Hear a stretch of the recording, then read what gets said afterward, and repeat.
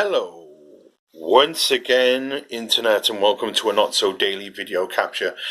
When I've got something to rant, rave, or generally talk about, I decided I was going to do it indoors today.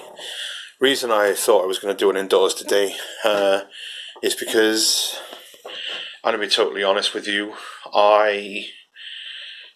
it's cold out there and I don't want to hold a phone in my hands. It's not that I'm not going for a walk, it's just that, let's do it now, get it over and done with. Okay, so, first off, the amount of space that I've got on my phone is a little bit better now, and that's because I bought an SD card or a micro SD card for my phone. It's a 64 gigabyte SD card. It was not too expensive. I got it from Scan, so I can do as much recording as I want because I can just bypass it over onto the SD card. If it runs out of space, I can do that. But problem being with the YouTube app that you've got now is that you can't add clips. You can't add clips to, you know what I mean. You got to do that. You can pause it, but you can't add the clips after you've done it. It's, I think, a little bit of a design defect. I mean, on the old app, you could do that. So I could do, like, this recording, that recording, just stop recording completely. Like, not pause it, like, completely stop recording. And then I could add them all together, and then I could upload them. Now, the problem with that is that I couldn't do any intros or any outros. Now, what I think is that if I can record on the phone onto my SD card, then I can upload my information to my computer. Now, I'm going to give that a go and see if that works. And if it does, you're going to be getting a lot more vlogs with a lot more content over a period of time. Now, the reason why I'm thinking about these kind of things now is because eventually I'm going to have a lot more time on my hands. I'm going to have a lot more time to record. I'm going to have a lot more time to do stuff I need to do. Carrying my computer upstairs isn't really an option, although I am thinking about that. Some way of plugging in my computer to my television, so I can do my recordings upstairs and then move the computer back downstairs. All I really need is some cabling to do that. So that I just unplug the cable in that's downstairs, bring the rig upstairs, plug the rig back in, and then I can do my recording basically on the desk upstairs, and then move the computer back downstairs when I've finished. Now, that's an option. That is an option that's on the table. Now, I'm going to move on now because I wanted to tell you a little bit about that. Now, I've been to see the new Star Wars movie in the cinema. I watched it in 2D because I didn't think there was any point in watching it in 3D dimensions because it wasn't really. I didn't want to do that. I wanted to just watch it as you would watch a normal Star Wars film, like I watched when I was a kid. Now, I don't do spoilers.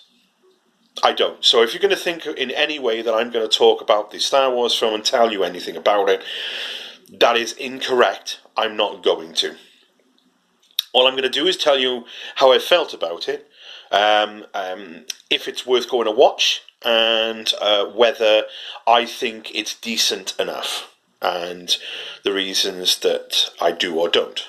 Okay, now, let's begin off the bat with saying that the Star Wars movie is amazing, okay, as far as I'm concerned.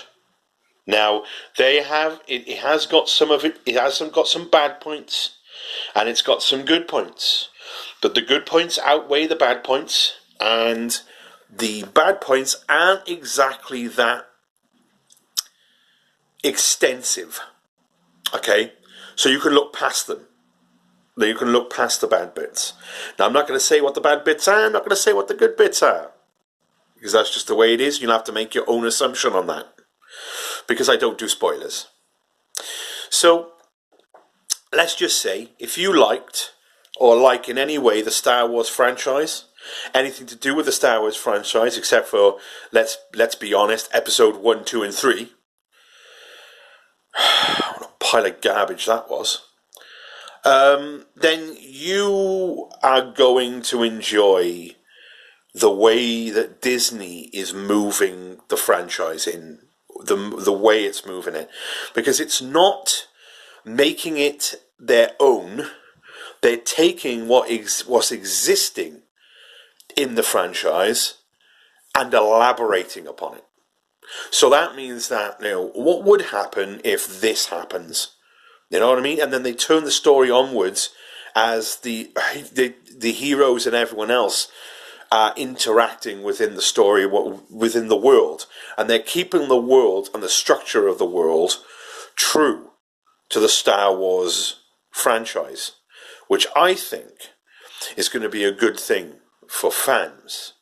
So I'm going to give, and this is controversial, but I'm going to give Star Wars The Last Jedi 8 out of 10.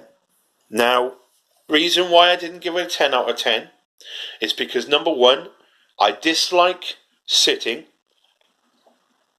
in a movie theatre for over 2.5 hours watching a film, even if I like the film, because it's uncomfortable. It's just uncomfortable. It's like, I'd rather have that in a couple of sessions rather than have to do it all in one go. I know you're trying to give us value for money, but I just don't see it. Right? Okay. Now, number two, okay, there's a bit in the film which I disliked because it didn't make any sense. I think it was just trying to be epic on itself, and I don't like that. Can't tell you what it is. Maybe, like later on in a few years' time, someone will ask me, what was that bit you didn't like? And I could tell them, because it won't be too many of spoilers, because enough people have been watched the film. And the final bit, the reason why it didn't get an 8, okay, right, number 3, is that, and it's not their fault at all, and that is that Carrie Fisher